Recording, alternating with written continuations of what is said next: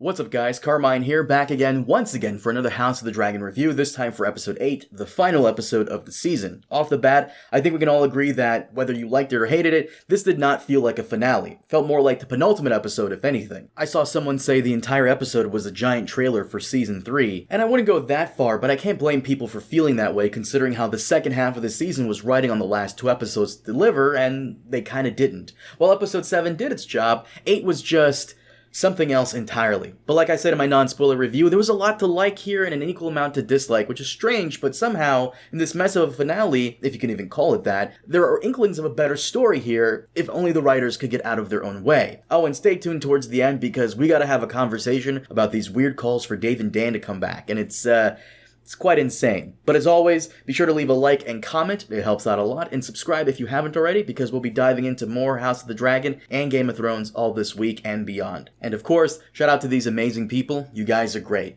But for now, let's get into it. So like I said in my non-spoiler review, there was a lot to like and a lot to dislike. So what did I like? Well, like I said before, I enjoyed visiting Essos again. Thailand scenes were always fun to me, and I think what I like the most about them here is that there hasn't been much humor in this show. It's been all doom and gloom, and this was a breath of fresh air. If anything, I would have loved if Thailand's trials, if you can call them that, were more spread out throughout the season, starting early on. Essos is always a crazy place full of colorful characters, and I wouldn't mind spending a few minutes there with Thailand every other episode with him trying to win their support. And yes, before you tell me, I am aware that YouTuber Abigail Thorne played Admiral Lohar in this episode, and honestly, good on her. I don't know Abigail, nor have I ever seen her content, but it's always cool to see a fellow YouTuber rise that far up, so props to her. Corlys and Alan were also another highlight in this episode. Alan finally confronting Corlys on his bullshit was great, and it's not something we've seen often with bastards in the series. Jon was raised within the walls of Winterfell, where he was always well fed and given some degree of education, so he had a decent life.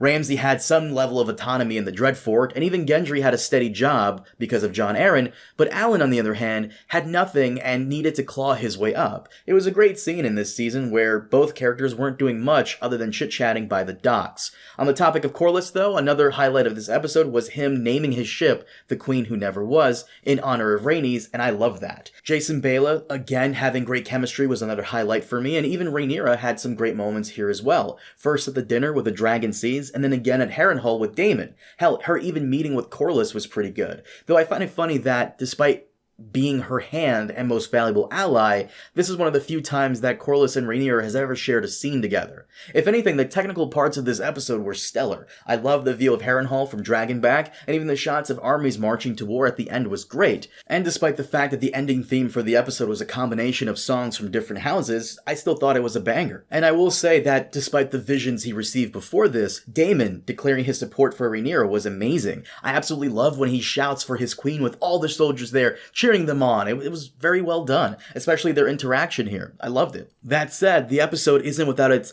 moments, one of which being Aegon and Larys, who carried the scene for me, but Aegon listing off his gruesome injury felt like humiliation porn. I don't quite see how that was funny or even appropriate, but, and look, I get that last season he was confirmed to be a piece of trash who assaults women, but this season, and I made this clear before in previous videos, it feels like an entirely different person, like someone wrote him completely different. Hell, they've even tried hard to gaslight us into thinking he's a bad ruler when he's only been at the job for like 2 days. And what we did see was him trying to do good. At this point, I don't blame people on Team Green for thinking someone in the writer's room doesn't like them. Speaking of which, on Team Green, the Cole and Gwaine scene was also a bit random, kinda. If Gwaine was someone so obsessed with honor and oaths, then that would have made more sense. Hell, if he was someone who aspired to be in the Kingsguard or even admired them, then yeah, that reaction would have made sense, but him drawing his sword on Cole, the guy who saved him back in episode 3, it seems out of left field for me. Cole, however, and his PTSD arc is growing on me a bit, and I do like this new,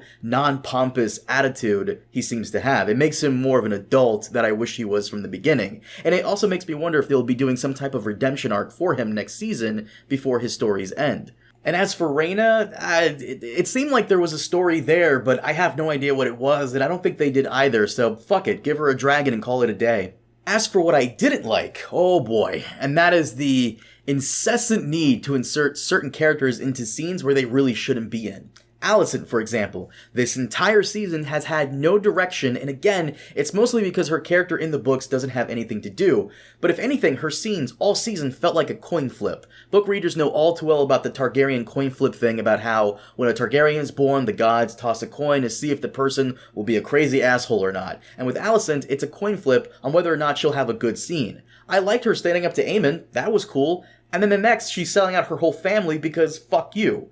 Aemon went from looking like an anime villain to just acting like a Power Rangers villain, and even sounds like one. Funny enough, he actually has a very decent point earlier in the episode about Rhaenyra's move to make new dragon riders, and how that cannot stand. And not because their very lives are at stake, of course that as well, but because the illusion is gone. Targaryens are, according to their own propaganda, closer to gods than to men, and Rhaenyra moved decades of precedent out of desperation, and now their rule is and will be threatened, and not just by the small folk.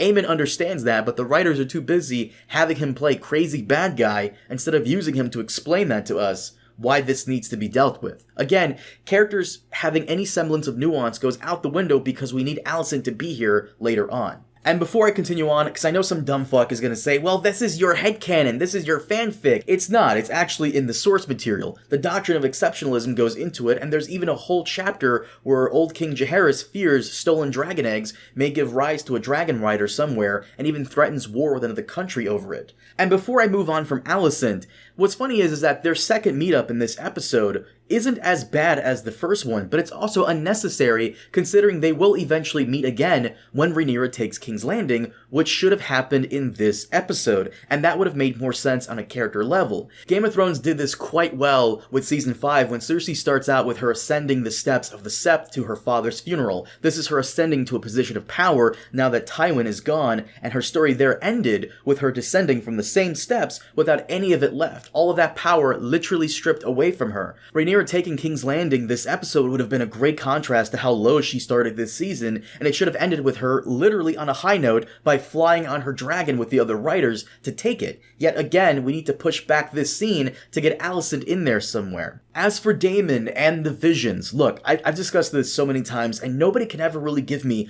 a good reason why it doesn't take away from his development. I keep seeing people say that the visions were training, a trial to get him prepared for that White Walker prophecy thing, and okay, for a minute, let's say that he needs to see this for some reason.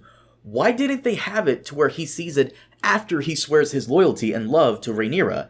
Daemon is an asshole, nobody disputes this, and you can't teach an old dog new tricks. However, the visions were doing a perfect job of getting him to see that his bullshit was hurting his family, and that he needed to step up to support this woman and be the partner, the father, and the brother he should have been all this time. These cathartic moments for him were great, and it served to give the character development to someone that's resistant to any type of criticism or growth, and yet they did just that.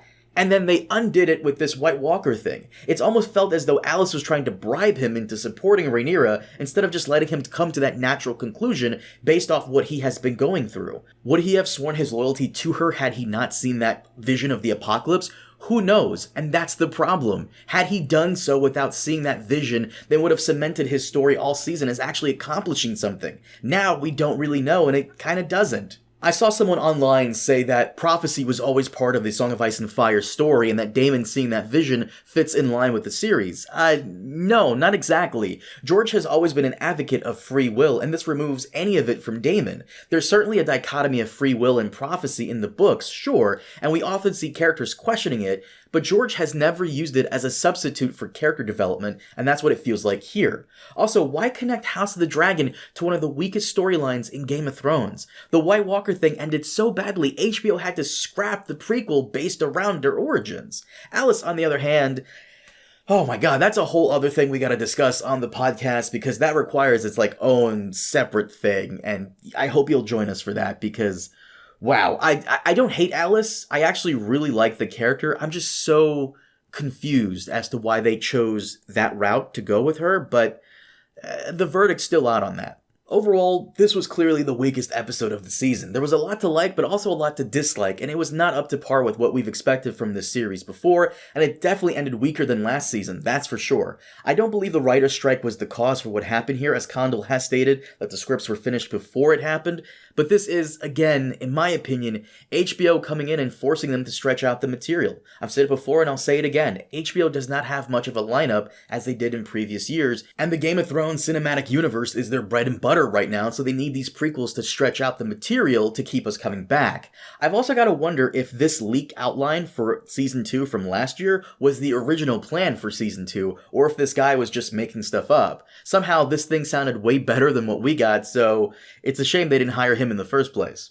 Before I wrap this video up, I've been seeing all season long people defend Dave and Dan because they were bored with this season and beg for those guys to come back. Hell, I've even seen people with this episode defend the White Walker story inclusion and even Helena becoming like the Brand 9000 and how that's cool, and I've got to wonder, how is it we're becoming like the Star Wars fandom? 15 years ago, these people hated the prequels and George Lucas was the man that violated everyone's childhood, and now, well, the prequels are amazing and George was a god among men. I think my question here is, how long is it until this fandom starts to do a complete 180 and forgives Dave and Dan for fumbling the finishing line, and that Season 8 was an underrated masterpiece?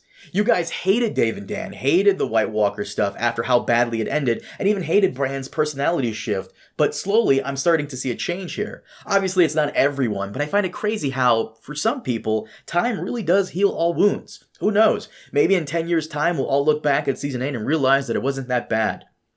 And then we'll hear how Bran had the best story all along, and then we'll go back to realizing that no, it really was that bad. But guys, that is it for today. Thank you so much for watching and for joining me on this season of House of Late Dragoon. As always, please leave a like and comment, it helps out a lot, and be sure to subscribe and stay tuned because we'll be going over more House of the Dragon and Game of Thrones content.